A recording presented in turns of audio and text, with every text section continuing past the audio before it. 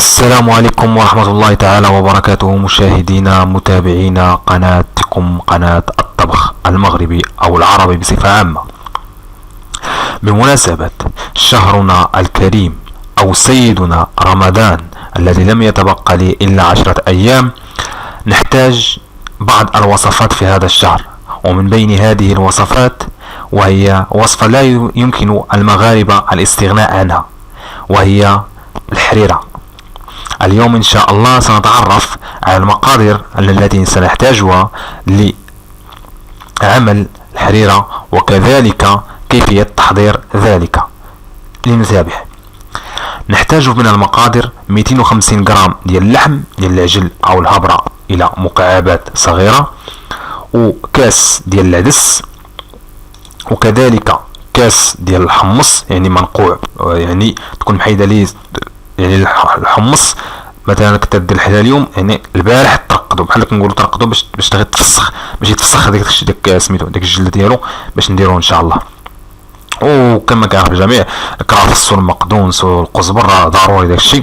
ومن بعد كنحتاجو كذلك 2 بصلات على حسب الحجم، يكونوا مفرومين يعني يكونوا مقطعين، و1 كيلوغرام ديال الطماطم يعني متوسط الحجم، ما تكون كبيره ما تكون صغيره. وكنخلط وكنجبدو ديك الطماطم، البلاد اللي عنده خلاط كهربائي راه كيدير خلاط كهربائي، واللي ما عندوش راه كلشي كيعرف تقريبا كيعرف كيفاش يدير داكشي.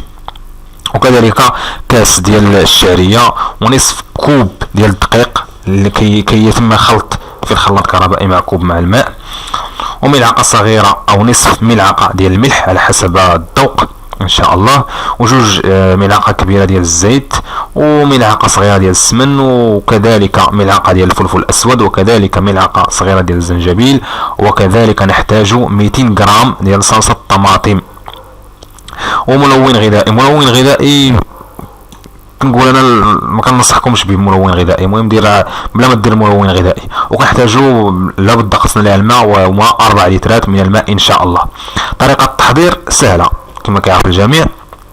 كنشدو واحد القدره او كنقول واحد الكوكوط او واحد البرمه، وكنحطوها فوق النار، وكنضيفوا لها الزيت وثم اللحم والبصل المفروم وسميتو والمقدونس والقزبر والكرافس والفلفل الاسود والجنجبيل وملون طعام.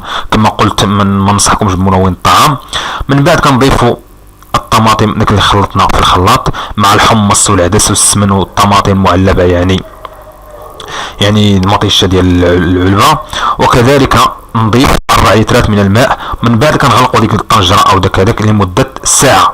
من بعد من كدوز ديك الساعه ديال المكانه كنحيدوا ليها الغطاء ديال ديك الطنجره او داك الشيء اللي استعملنا، كنحيدوا ليها الغطاء ديالو ونتركوه واحد شويه، كنتركوه على نار هادئه، يعني كنقصوا البوطه وكنخلوه واحد شويه. من بعد واحد شويه تقريبا 10 دقائق او ربع ساعه كنضيفوا الشعريه والطحين الذي سبق وان قلنا كنخلطوه مع الملح. كنحركوا داكشي مزيان كما باش ديك الشعريه وداك الطحين ما يلصقش لنا في القاع ديال ديك القدره او داك البرمه او داك سميتو او ديك الكوكوت كما كيعرف الجميع. ومن بعد كنضيفوا نخلوه على نار هادئه، لمده نصف ساعه، اما الفوق على نار هادئه مع التحريك المستمر، يعني ديما بنادم يحرك باش ما يلصقش كما قلنا، باش ما يلصقش داكشي حتى كيغلى داكشي مزيان. من بعد كنرفعو كنحيدو داكشي من فوق النار، وكنضيفو واحد شويه ملعقه ديال القزبر خضراء مفرومه، يعني سميتو القزبر من الفوق، كنديرو القزبر من الفوق باش كيعطي ديك ملي كتكب مثلا تكب بالحريره كيعطي ديك القزبر من الفوق بالخضوريه، يعني كيعطي واحد المنظر اللي هو جميل. وبالصحه والراحه، ورمضان مبارك سعيد، ويدخلنا بالصحه والسلامه، ودمتم في رعايه الله، والى اللقاء في وصفه اخرى ان شاء الله بمناسبه هذا الشهر المبارك. الى اللقاء في فرصه قادمه.